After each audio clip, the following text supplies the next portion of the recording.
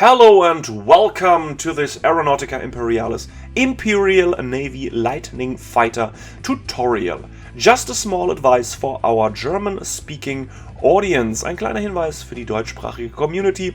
Ihr findet eine spezielle deutsche, übervertonte Version dieses Videos in der Videobeschreibung unter dem Link German-deutscher Dub. Und folgt einfach da den Schritten, wenn ihr dem Englischen nicht so mächtig seid. Zurück zu dieser Vertonung. Back to English. This Lightning Fighter was inspired by the Messerschmitt Bf 109 German World War II plane, by the coloration with his yellow nose and the other yellow details, smooth bluish grey Camopattern and just the right amount of grit, dirt and battle damage to put these airplanes right in the grim dark future of the 31st millennium. In the left upper corner you always see the color I'm using to get a reference, and now I have to say, have fun with this tutorial.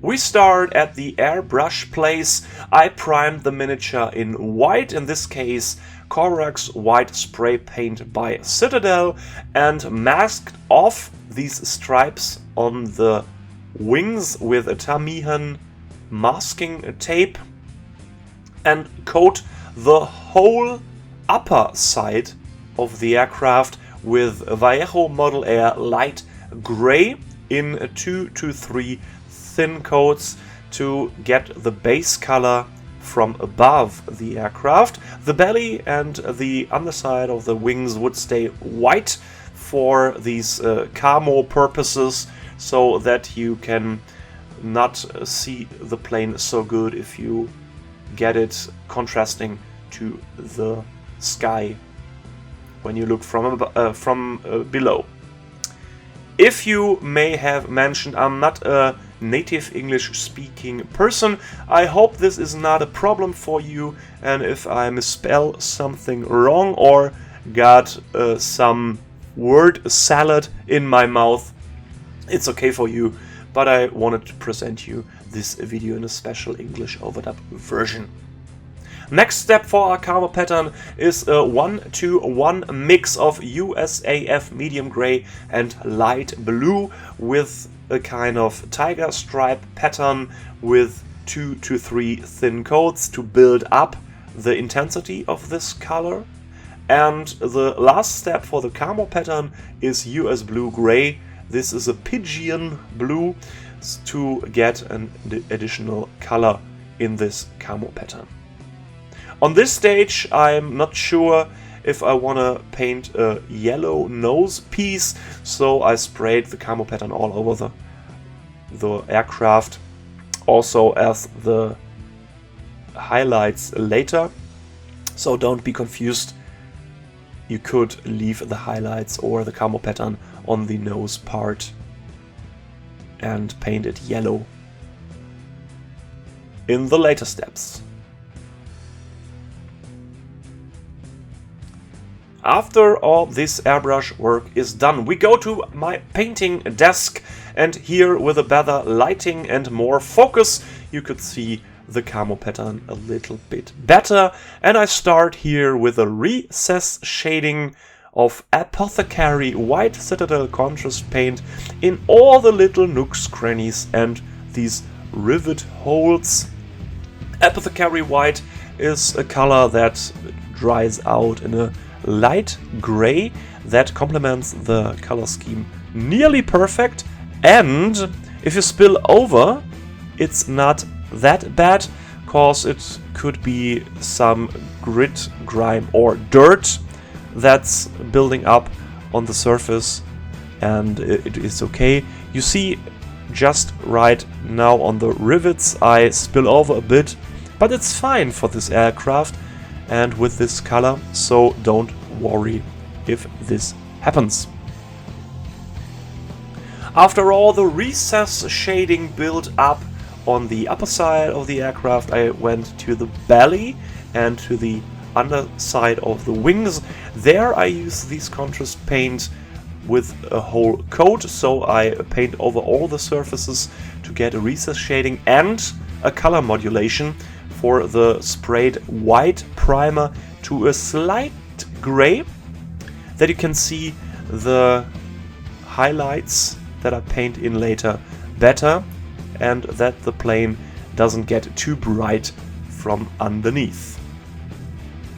I don't show you this part underneath the aircraft because I think you could figure it out yourself. It's just putting down the contrast paint on all surfaces and you are fine to go. After all these contrast paints have dried about half an hour or 45 minutes, that would be better I think, for the color in the recesses, you could go to the next step. These are the highlights to get this aircraft more definition, and we start with Celestra Grey by dry brushing it on the upper side of the plane. Celestra Grey is nearly the same color tone as the grayish camouflage stripes, so there you don't see much of these dry brushed highlight, but on the bluish parts you see it, and there it fixes the color scheme in that way that it binds all the grayish tones together and fits nicely.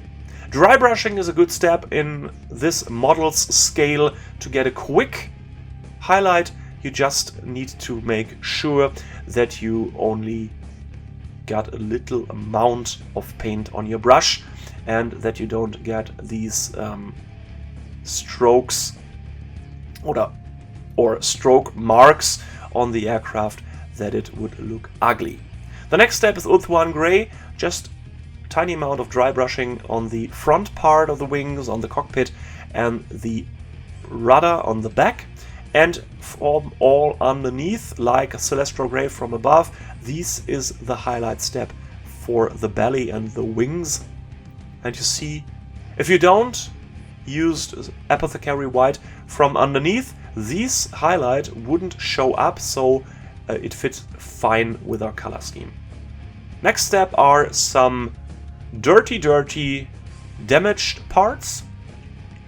I stay with Ulthuan Grey, take a blister sponge and a pair of tweezers and put these in a sponging motion on the aircraft. I take some of the paint out of the pot on the sponge, wipe the most away on a paper towel and dab it on the surface so it looks like there is a little bit of damage on the surface where the light reflects in another way. These sponges are found in some metal miniatures, maybe by Warlord Games, or else for fine storage while delivery, so you can use this, or these sponges are found in the kitchen. There you have to find some with a fine structure and use it in our fine hobby. This step is even painted underneath the aircraft on all the places where maybe the surfaces hit something by landing, and is complemented by white scar on the white parts, cause my blister sponge isn't that fine, so I decide to paint in the same effect here with a brush for a more precise paint job. And I paint in some of these lines, these streaks, cause if you look on reference material of aircrafts, the faster they fly, the more of these lines build up on the wings. There are lighter lines, there are darker lines. It's kind of soot and grit that build up over the time, and I think just as fast as these aircrafts can fly in the game, there have to be much of these effects. happening around the aircraft. Next step are the details in yellow. I use Averland Sunset as base tone for the back rudder and the nose parts. I paint in roughly 2 to 3 coats. This depends on the coverage on the area. And don't worry, I paint right out of the pot in these out of the paint pots in all my tutorials. I pre-thinned my colors kinda in the pot with a little bit of Lahmian medium, cause I am an idiot and I throw over all my wet palettes, so this is the best way to go for me. After 2 to 3 coats of Averland Sunset, I use Lahmian medium and Seraphim Sepia in equal parts mixed. This is mixed also in the pot. I call it a soft tone. Later with Agrax Earthshade the same, so I apply Seraphim Sepia soft tone over all the yellow parts to give it a shade and to modulate the yellow color to a more honey mustard color. While this shade is drying, I go to decals and I apply them on this aircraft on cam, cause on the last video, the Valkyrie, I said, oh, decals are so easy, just skip it. And here I want to show it to you. I smoothen the surface where the decals should fit with art coat, cause the decals would fit better on these surfaces. Just water the decal transfer sheet a bit, and when the art coat is dried completely, the decals would separate from the sheet, and you could put in just like that with a brush and modulate the positioning with the tip of the brush slightly. If you messed up the positioning of the decal, just take a good amount of water with your brush, dab it on the decal, and then you can fix it fast enough. And on the rudder on the back, just watch that the decals are nearly in the same position on both sides. Yes, you don't see both sides at the same time, but if you flip the miniature around, I think these numbers should stay on roughly the same area. Remove the excess water with paper towel and fix the decals with another coat of art coat to fix it in between 2 of these layers so that the decals don't remove themselves in about 3 to 4 years. I got the accidents like this in the past, so I fixed them down.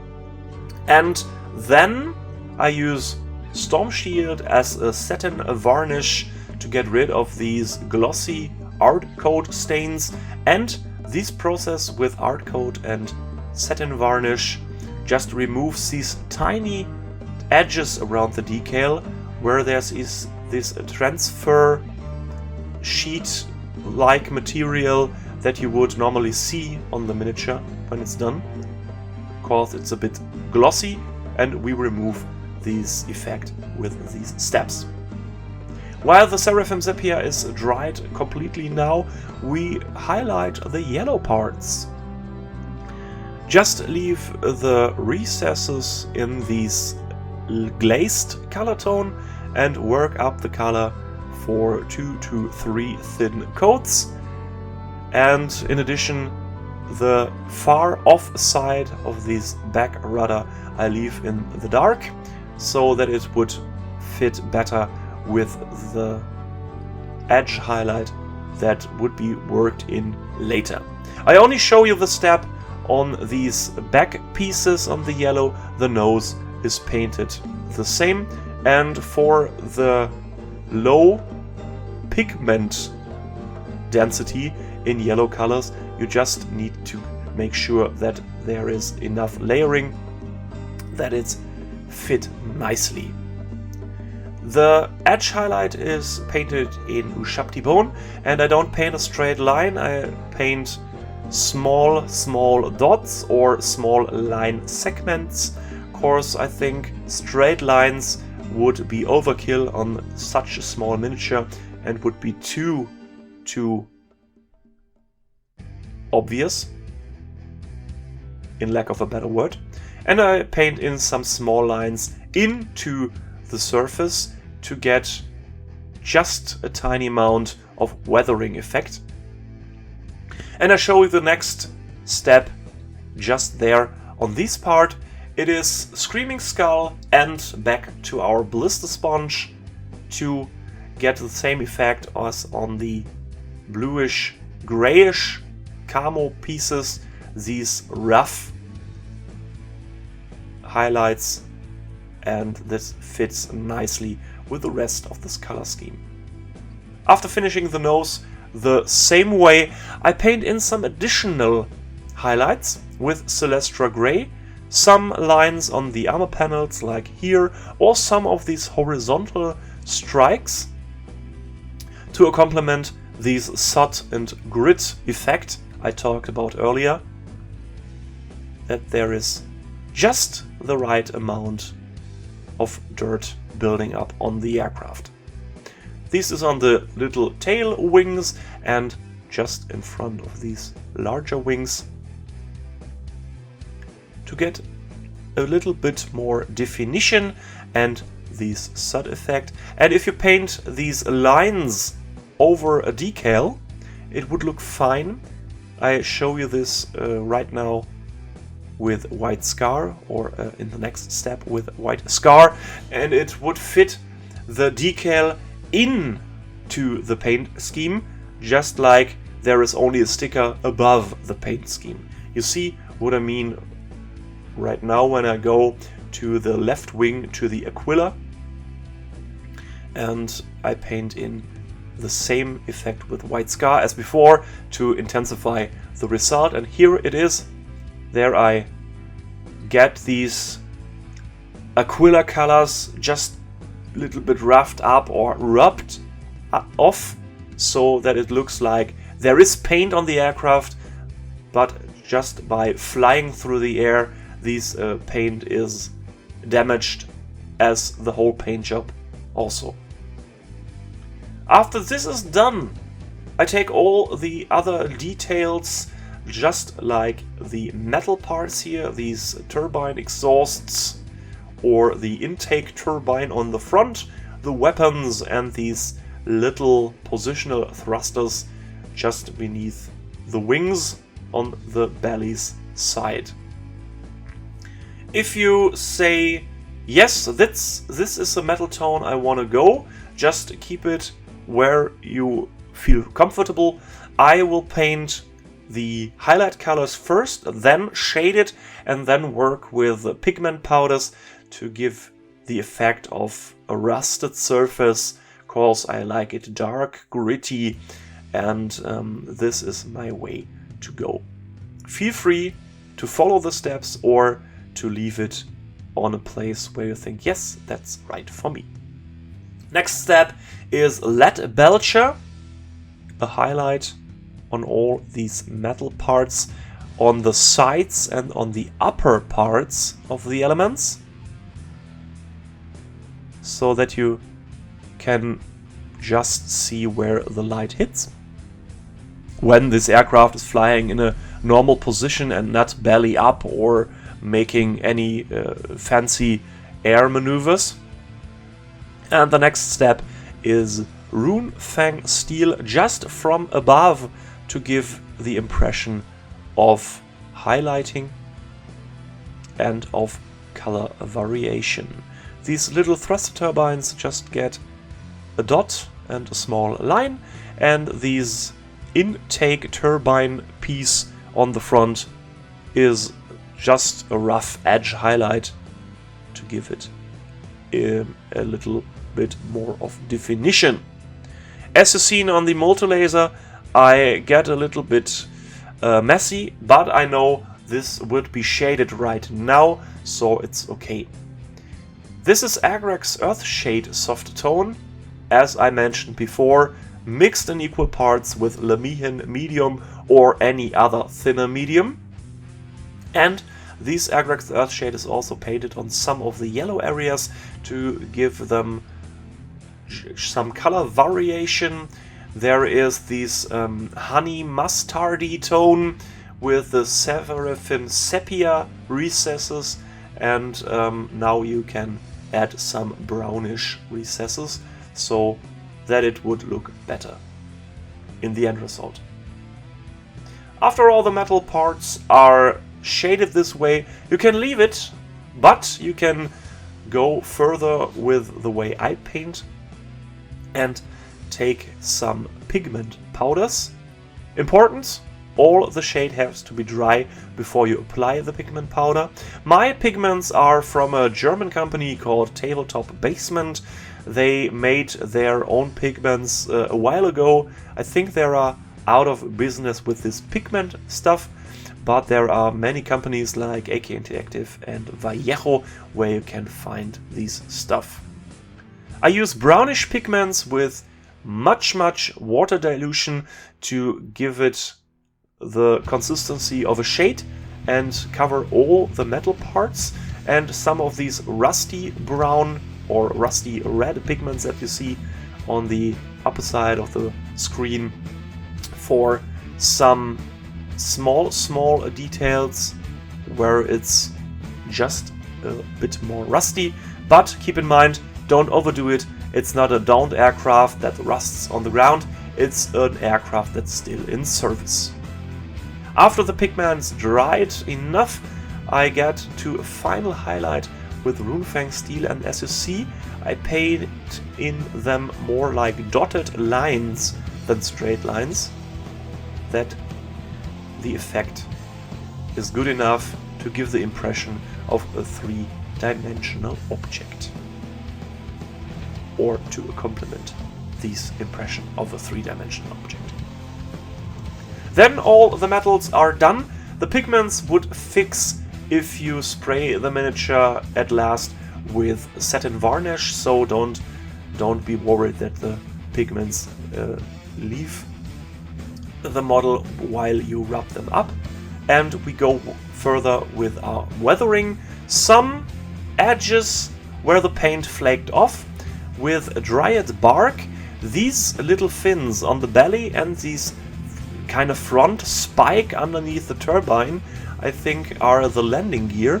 So these paint chips are mostly there. There are the biggest paint chips where while landing the aircraft rubs off the most paint, and you can apply this effect on all the surface where you think some small particles hit the aircraft, like debris from a downed aircraft that's falling out of the sky, or light caliber flak fire that just scrapes off the paint from the surface and doesn't damage the machine too much. Very important on the steps are 2 points. Point 1, paint thin lines so that these effects don't be too imposing, cause it's a small scale model and the smaller the line the better the effect. And don't overdo it, cause it's an aircraft still in service and not a downed one. For Adeptus Titanicus, my gaming table there, I want to paint some just shot out of the sky aircrafts that's crippled on the earth. Maybe there is more of this effect and more rust on the surfaces, but with a still in service aircraft, I think this small amount of flaking would be nice. The same effect could be achieved while sponging on the color, but this one would be more and more intense of an effect, and maybe it's too much for this scale of a model. After we finished all these little paint flakes, we go to the pipe works and to this engine compartment on the front.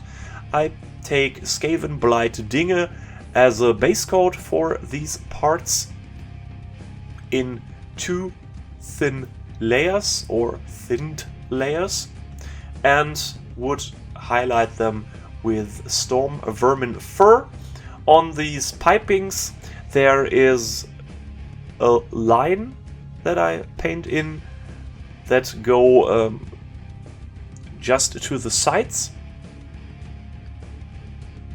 and on these engine compartments in the front there is an effect just like dry brushing, where I wipe these brush over the parts that only the upper areas would catch the color.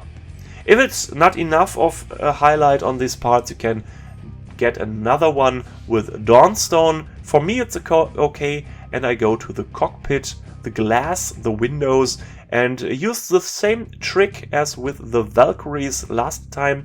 Here it's Orc Flash Citadel contrast paint painted in.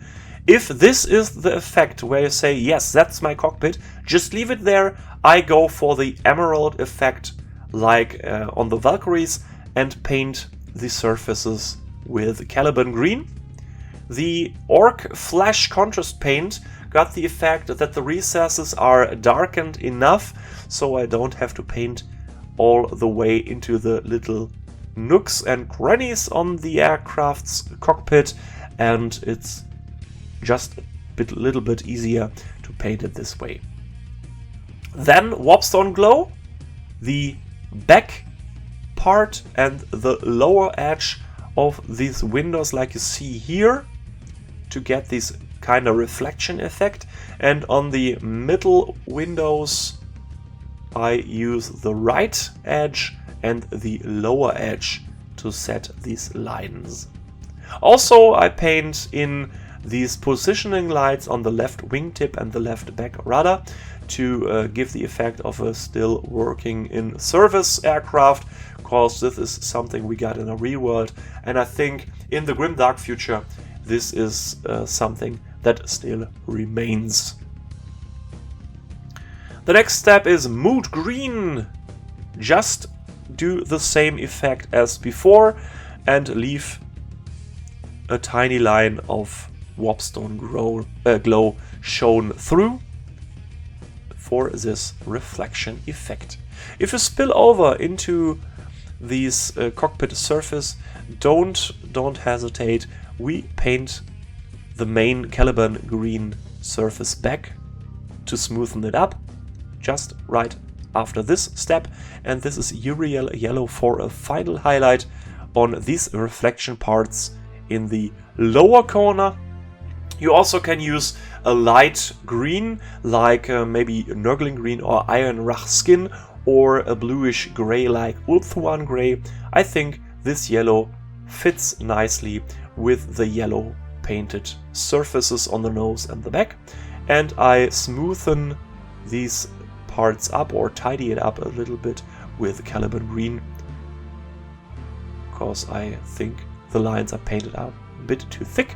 And then there's the final reflection on the windows on the opposite side of the greenish reflection with Pallid Witch Flesh. You see, I paint the opposite corner with 2 small lines to get this reflection effect, and we're done with the cockpit with the window glass, and I think it looks nice.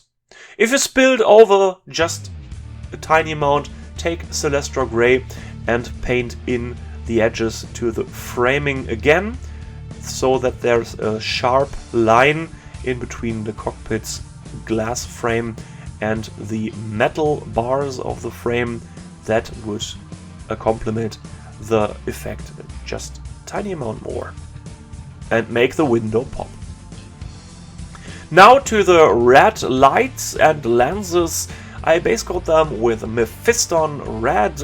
This is the color to go here. You could use corn red for a darker red, but these lenses and lights are so small that I don't think that you will see the darker red areas that much. If you're not that kind of a detail painter, you can leave it there, but you can go further with me, because the next paint I use is Wild Rider Red.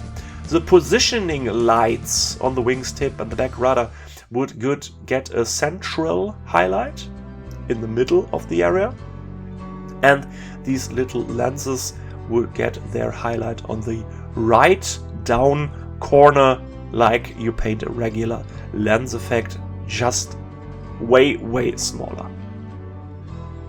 If you spill over onto the Mephiston red parts, I don't think it's too important here, cause it's just that tiny amount of spillage. So don't mess up the things in your head. It's not a big deal, I think. The next step is Fire Dragon Bright, positioning light and lenses as before, right corner down on the lenses and central on the positioning lights. Just leave a little bit of the Wild Rider Red shown through, and the lenses get another reflective point with Pallid Witch Flash, just like the windows before. Then there are only 2 parts to go.